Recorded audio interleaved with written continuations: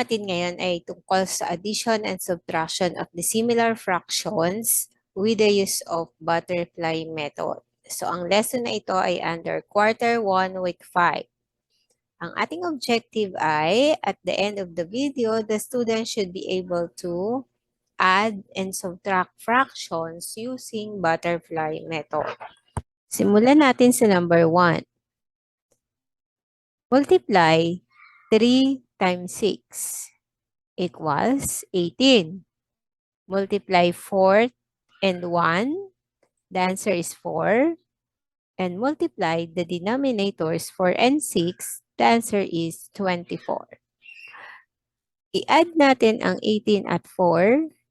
Ang sagot po ay 22. And then kopyahin ang 24 na denominator. Since nakita natin na hindi pa naka-lowest term, yung 22 over 24, so i-lowest term po natin. Paano po ito ilo-lowest term? So, get the GCF of 22 and then 24. So, ang GCF nila ay 2. So, 2 over 2. I-divide, we have 11. 24 divided by 2, we have 12. Ang final answer natin ay 11 over 12.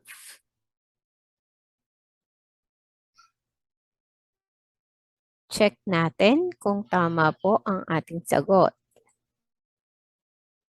Okay, it's 11 over 12.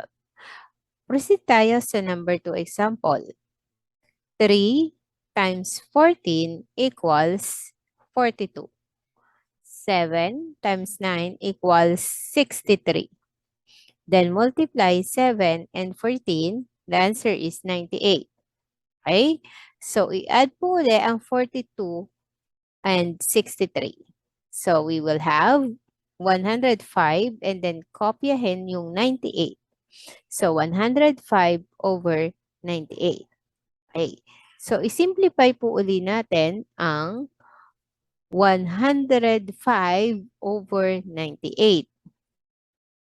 Okay. So, divide lang natin yung 105 divided by 98. Or, ilang 98 meron sa 105? So, meron po tayong 1 and then may remainder tayong 7. Okay. And then, copy yung denominator na 98. So, 1 and 7, 98. Okay. So, kung napapansin po natin, yung 7 over 98 ay hindi pa naka-lowest term. So, ilo-lowest term po natin yan. So, get the GCF of 7 and 98. Okay. So, it is 7. So, divide po natin yung 7 over 98 ng 7 over 7. So, ang sagot po natin ay 7 divided by 7, we have 1. And then 98 divided by 7 is 40. Ayan. Okay. So, ang final answer po natin ay 1. Kopyahin po yung 1 na ito. 1 and 1 over 14. Okay. So, ito yung final answer natin. So, tingnan po natin kung tama po ba yung answer natin. Check po natin. Ayan. So, we will have 1 and 140. Okay? Next one. Number 3.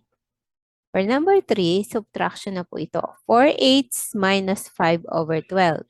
Multiply ang 4 and 12. The answer is 48. 5 times 8, we have 40. And then multiply 8 times 12. So, we will have 96. Okay? Since minus, i-minus po natin yung 48 at saka 40. Ang sagot natin ay 8 over 96. So, yung 8 over 96 ay hindi ulit naka-lowest term. So, hanapin po natin ang GCF ng 8/96. So, alam po natin na ang GCF po ng 8/96 ay 8.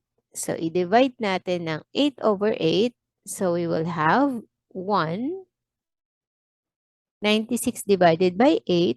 So, we have 12. Ayan. So, ang final answer po natin ay 1/12. Check natin. Ayan. So, 1/12. Now, next. Punta tayo sa number 4. Multiply 2 times 6. So, you will have 12. Then, 5 times 3. The answer is 15. Okay?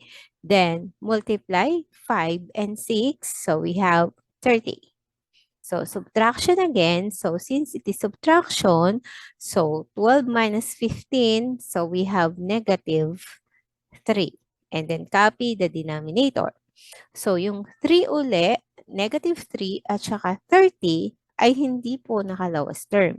So, i-divide natin negative 3/30 divided by the GCF na 3/3. So, negative 3 divided by 3 is negative 1. Okay? And then 30 divided by 3 is 10. So, ito po yung final answer natin na negative 1/10. So, ayan. Tama po dun sa answer niya. So, let's try this. So, sagutan po ito. Pwedeng i-post yung video and then sagutan. Okay, 1 to 5 lang po yan. Ang sagot nyo, pwedeng i-comment sa comment section below. Okay, so thank you very much. Let us end our discussion from a math quote. Mathematics is not about numbers, equations, computations, or algorithms. It is about understanding. By William Paul Thurston, an American mathematician. Thank you for watching and please support Ma'am Des Math Tutorials. See you on my next video. Bye-bye!